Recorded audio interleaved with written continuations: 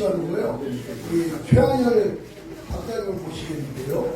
현 직업은 우리 회계사시고 서울 우리 오일계 집사님으로 섬기고 계시고 지금 나라가 국민운동하고 모임을 또 섬기고 계십니다.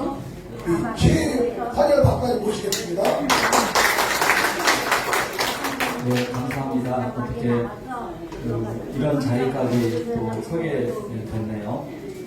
저는 그 지박사님을 아주 큰 일을 잘 이렇게 감당하셔서 아주 그 현대사에 아주 위대한 역할을 하시는 것을 바라보고 있습니다. 저는 이제 자그맣게 이 5.18 관련된 법조항 조금 말씀드려서 우리의 투쟁 방향을 좀 이런 쪽으로도 좀 고려하고 싶어서 이렇게 얘기를 하게 되었습니다.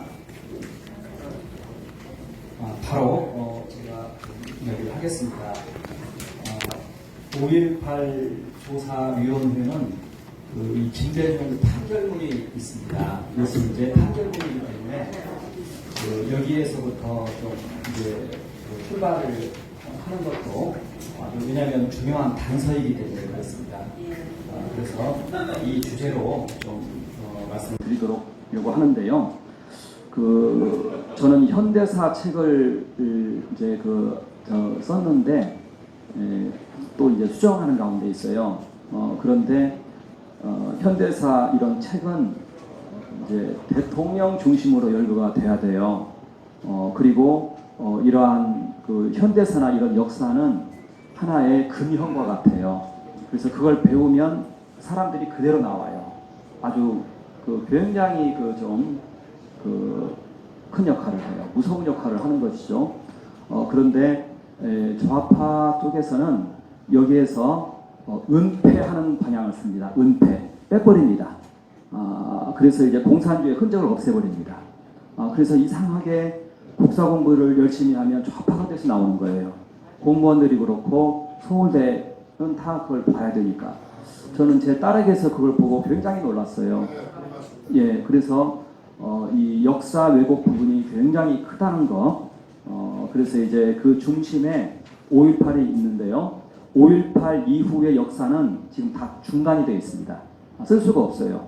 왜냐면은 지금 40년이나 지났는데 쓸 수가 없어요. 왜냐면은 김대중이 오르면 전두환이 역적이 되는 거고요. 전두환이 오르면 이것은 이제 희대의 아주 제2의 박헌영보다 더한 상황이 되는 것이죠. 그런 거짓이 존재하는 상황이 되는 거예요. 그 이면에는 공산주의가 있습니다. 그래서 평등, 심지어는 소유의 평등까지 이루려고 하는 이 이념에 사로잡힌 그러한 하나의 세력에 의해서 전개되고 있어요. 그러니까 그 사람들은 이걸 타당하게 보는 거예요. 그런데 그것을 밝히면 괜찮은데 밝히지 않고 이것을 했을 경우에는 이것이 이제 희대의 사기극이 돼버립니다. 그러니까 좀 그런 문제가 있다는 거. 이제 시간이 저는 좀 짧으니까 빨리빨리 하도록 하겠습니다. 5.18 특별법이 있고요. 또 5.18 진상규명법이 있습니다. 이 법을 조금 아셔야 돼요. 내용도 간단해요. 그리고 5.18 유공자법이 있습니다. 그것은 빼고요. 5.18 특별법을 보면은 95년 12월 31일 이제 발효가 됐는데 김영삼 정부에서 발효가 됐습니다. 1조 한번 보겠습니다. 여러분 우리가 이 법조항을 조금 좀 알 필요가 있어요. 그래야 어떻게 접근할지가 나오기 때문에 그래요. 79년 12월 12일과 80년 5월 18일을 전후하여 발생한 헌정질서 파괴 범죄와 반인도적 범죄에 대한 이 규명이 굉장히 중요해요. 보면은 12.12 사태하고 5.18을 지금 연결짓고 있어요. 그죠? 그리고 이것을 어떻게 지금 규정을 했냐면 헌정질서 파괴 범죄라고 이제 규정을 짓고 있어요. 그러니까 지금 딱 한 문장인데 이 한 문장에 대한 깊은 이해가 필요하고 이 한 문장을 위한 그러니까 그 5.18 특별법인 거예요. 여기에 다 압축되어 있어요. 연결될 수가 없는데 맞았어요. 아주 정확하게 지적했어요. 연결될 수 없는데 연결이 됐어요. 그 저기 탁월하신 선생님 같아요. 예, 그렇잖아요. 12.12 쿠데타에 대한 그 진압을 위해서 5.18을 일으켰다. 이렇게 시나리오가 되는 거예요. 그런데 5.18은 이제 계엄이거든요. 5.18은 북한군에 대한 개입 정황 때문에 계엄이 일어난 거예요. 그런데 그것이 여기 판결문에 적시가 되어 있어요. 판결문에. 판결문. 그러니까 이 판결문을 가지고 얘기를 해야 되는 거예요. 판사가 훌륭하네. 그때는 이제 40분의 예. 그래서 판결문의 내용이 어떻게 보면은 그 제 얘기는 좀 의외로 간단할 수가 있어요. 판결문의 내용이 그 DJ가 71년도에 그 이제 박정희 대통령하고 이제 선거를 붙었는데 근소한 차이로 졌어요. 이때 이제 박정희 대통령은 굉장히 이제 당황을 했죠.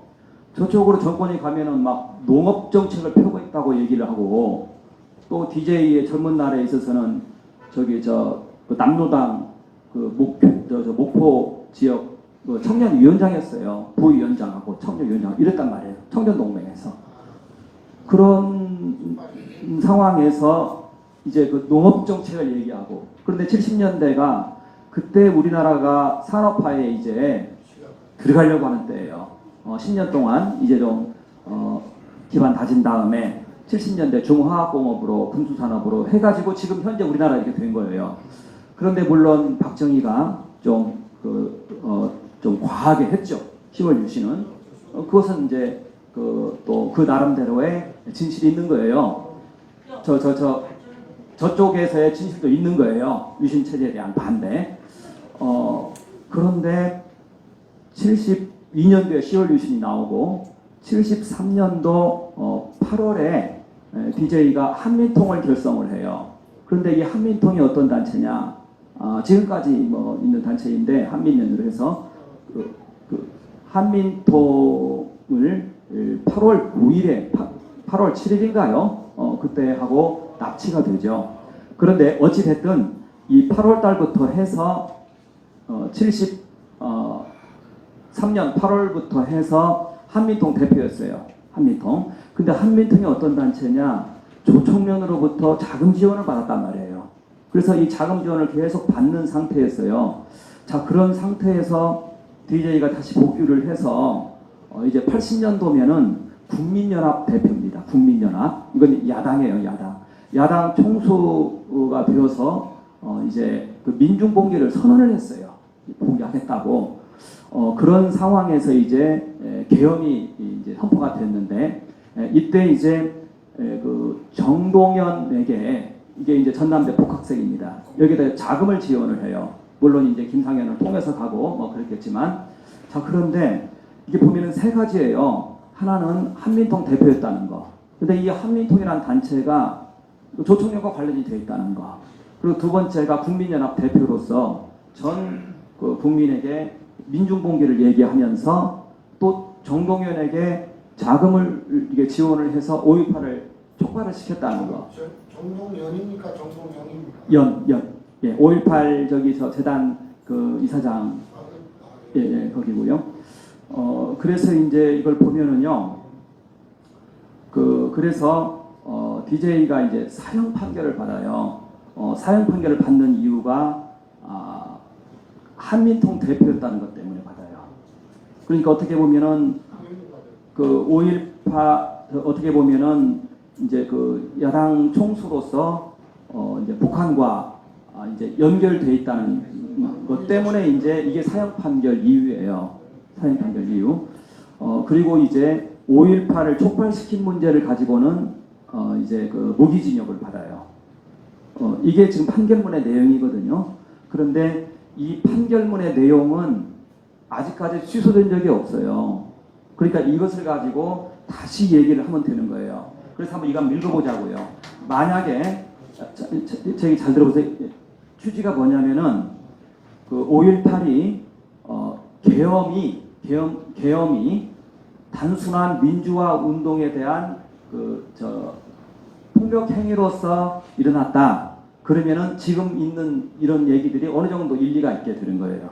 그런데 그 전두환 그 당시에 계엄 선포한 사람은 최규하 대통령인데 최규하 대통령이 이제 계엄을 이렇게 이제 그 발효를 할 때 북한군 개입 여부에 대한 정확한 정보를 가지고 했다. 그럴 경우는 이 계엄은 타당한 것이 되는 거예요. 그렇죠? 자, 그런데 이때 김대중 씨하고 또 이 그 신군부라고 말할 수도 있는 최규하, 전두환, 이희성 이런 사람들이 이제 계엄의 이제 주역인데 이런 사람들은 북한군 개입 여부를 아는 거예요. 알고 한 거예요, 계엄이. 그죠? 그런데 이 네 사람 외에 다른 모든 광주 시민들이나 이 모든 일반 국민은 이걸 모르는 거예요. 북한군 개입 여부를 모르는 거예요. 그러니까 그런 사람들이 하는 활동이나 운동은 어떤 측면에서는 선동이 되었건 어떻게 되었건 민주화적인 요소가 있다고 볼 수도 있어요. 10월 유신에 대한 반대로서 했다 하니까. 그런데 김대중, 전두환, 최규하 이런 사람들은 이 계엄의 타당성을 아는 거예요. 그렇죠? 그렇잖아요. 특히 김대중도 알고 있는 거예요. 그렇다면 이 계엄은 타당한 것이 되는 거잖아요. 맞죠? 그 위에서 손해부에서 알고 이렇게 해서 하는 것을 국민 하나하나까지 다 알릴 수 있는 건 아니잖아요. 물론 언론도 나오고 했지만 만약에 그렇다면은 이제 후대에서는 우리 이걸 보고 있잖아요. 판결문을 통해서 보고 있잖아요. 그랬을 때 보면은 5.18 계엄은 5월 10일 날 계엄은 타당한 것이 되잖아요. 타당하잖아요. 타당하잖아요. 그럼 여기에서 12.12하고 5.18 연결되어서 5.18은 헌정 질서를 파괴한 행위가 아니라는 거잖아요. 그죠? 이것은 무엇에 의해서 논증이 되나요? 금방 제가 얘기한 것처럼 판결문에서 얘기가 돼요. 판결문 중에서도 DJ가 한민통 대표했다는 거 하나 하고, 그죠? 이럴 수 있어요. DJ 입장에서는. 내가 한민통 대표였지만 나는 북한하고 관계없이 내 임으로 민주화 운동을 했다. 10월 유신에 반대해서. 이렇게 주장할 수가 있어요. 그렇죠? 이것은 그냥 미묘한 부분이에요. 자, 그런데 조총련으로부터 돈이 와서 한민통으로 돈이 와서 한민통에 있는 돈 그리고를 가지고 국민연합 이름으로 정동현에게 5.18 촉발을 위해서 돈이 갔어요. 자, 그러면 개입이 된 거예요, 안 된 거예요? 된 거죠. 이것은 이제 심증이 아니에요. 그렇잖아요. 물질이 쭉 이렇게 와서 가잖아요. 그러니까 아무리 DJ가 나는 내 임의로 민주화 운동을 했다. 예를 들면은 북한하고는 관계없이 그냥 했다. 그냥 한 상태에서 북한이 이렇게 했다. 이렇게 주장할 수 있어요, DJ는. 그런데 물건이 이렇게 쭉 돈이 와가지고 돈이 들어가잖아요. 그럴 경우에는 이것은 이제 빼도 박도 못하는 거예요. 그렇기 때문에 이 판결문은 뒤집을 수가 없어요. 그리고 이 판결문은 뒤집히지 않았어요. 뒤집히지 않았어요. 여기에서 제가 좀 이제 시간이 적으니까 바로바로 넘어가야 돼요. 죄송해요. 그래서 5.18 특별법의 핵심은 헌정질서 파괴, 국가 권력이 시민을 이제 쿠데타를 정당화하기 위해서 이렇게 파괴했다. 이 문구가 지금 틀린 문구가 되는 거예요. 그죠? 이 문구가 이게 이제 헌재 소송 들어가야 된다는 거예요. 공소시효 가지고 헌재 소송을 들어갔었는데 이제는 이걸 가지고 들어가진 않았어요. 그럼 여기서는 이제 판결문이 나오는 거예요. 저는 이제 판결문을 간접적으로 듣고 있어요. 그러나 한민통 대표였다는 사실은 부인할 수가 없어요.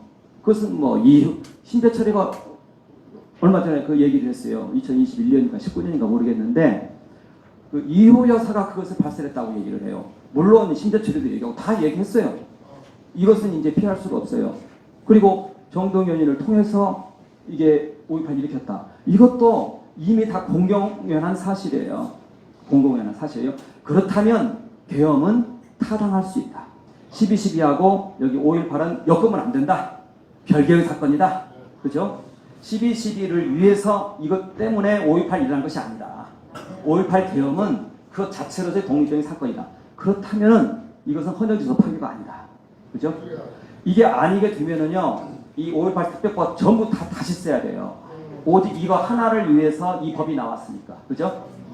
다른 조항은 없어요. 딱 이것을 목적으로 해서 민주화 운동을 다른 형태로 서술할 수 있어요. 뭐 일반 서민은 몰랐으니까 뭐 그런 형태로 서술하려면 해라.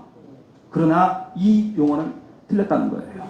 이 용어는. 그죠? 이게 지금 이제 결정적인 부분이고요. 그 다음에 진상규명법이 이제 문재인 씨가 2018년 3월 달에 했어요. 여기에 대해서 이제 5.18에 북한군이 없었다는 것을 못을 박으려고 지금 이걸 한 거예요. 그래서 왜곡되거나 은폐된 진실을 이제 규명하겠다 이렇게 얘기를 했고, 그리고 문재인 씨가 하나 더 추가한 게 허위 사실 유포한 자는 5년 이하의 징역 이게 이제 들어오죠. 그런데 여기서 보면은요, 허위 사실을 유포했을 때의 징역이에요. 있는 거 가지고 말하면 괜찮아요. 여러분 너무 겁먹지 마세요. 그게 아니에요. 모르는 사람이 겁을 먹어요. 모르는 사람이 무모하기도 하고 겁을 먹기도 하고.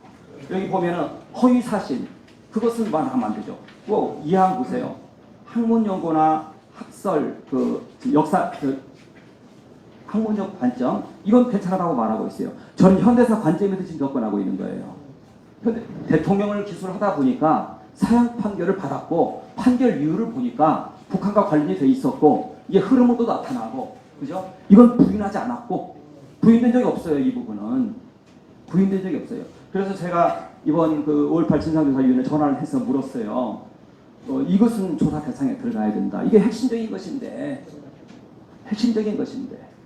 이 판결문이 있는데 대통령에 대한 판결문이 있는데 왜 이게 안 들어가냐 얘기했던 거예요. 자, 5.18 진상규명법의 내용 이건 이제 문재인 씨가 이제 한 법률이에요. 보면은 여기에서 3조입니다. 3조. 구호를 보세요. 5.18 민주화운동 당시 북한군 개입 여부 및 북한군 침투 조작 사건. 자, 이 둘을 조사한다는 거예요.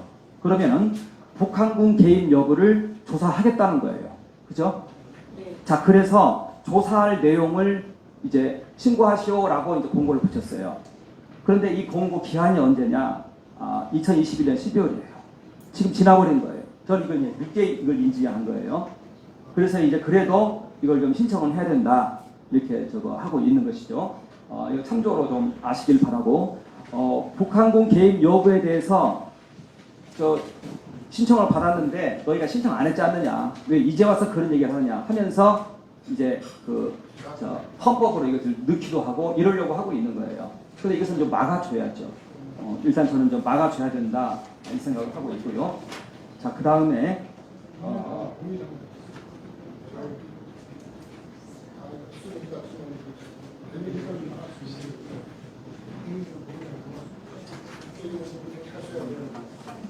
저기 제가 이제 또 시간이 거의 돼가기 때문에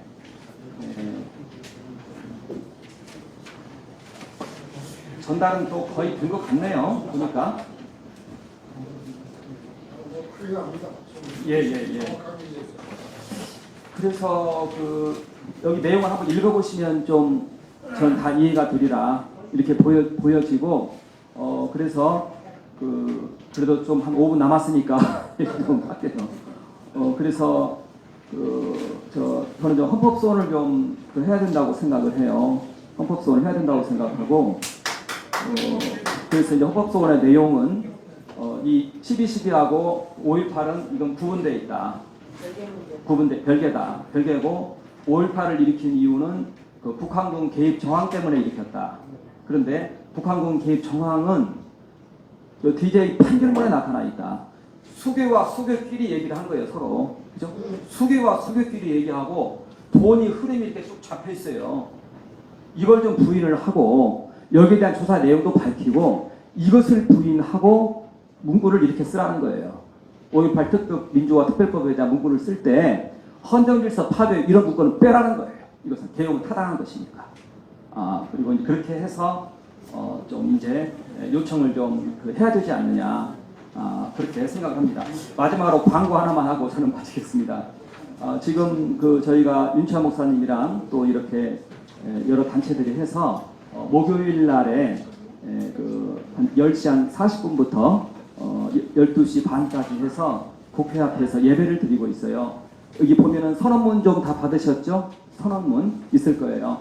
저희가 좀 그 부분을 좀 기도하고 있어요. 그러니까 기도하면서 이 부분을 좀 하기 위해서 목요일 날 10시 40분 좀 국회 앞으로 오시면 1번 정문입니다. 그러면 저희들이 거기서 예배 드리고 있어요. 그리고 선언문 낭독하고 있는데 거의 5개 주제 있죠? 그 5개 주제에 대해서 저희는 좀 미력 하나만 이런 것들을 좀 추진하려고 하고 있고, 저는 작년에 국민 연구 문제 가지고 아주 좀 굉장히 힘들어가면서 이제 투쟁을 해왔는데 기도를 안 하면요 이게 진척이 안 되더라고요. 그래서 이제 오직 하나님께 예배드리면서 예배의 힘 믿고 지금 나가는 거예요. 저도 사실은 이렇게 막 나선 성격도 아니고 그런데 해서 예배 드리면서 또 그 시간에 이제 그동안 그 한 주 동안 진행되었던 거 서로 나누고 또 하면서 이 헌법소원도 넣으려면은 옆에서 이렇게 도와줘야지 개인이 어떻게 합니까? 그리고 또 5.18 그 조사위원회도 가서 이거 신청 접수를 해야 되는데 이거 기각 당할 것 같기는 하지만요. 그래도 하긴 해야죠. 그런데 좀 두렵고 떨리고 좀 그런 가운데 있어요. 그래서 오직 기도하면서 하나님께서 이끄신 것만큼 나가려고 하고 있습니다. 감사합니다.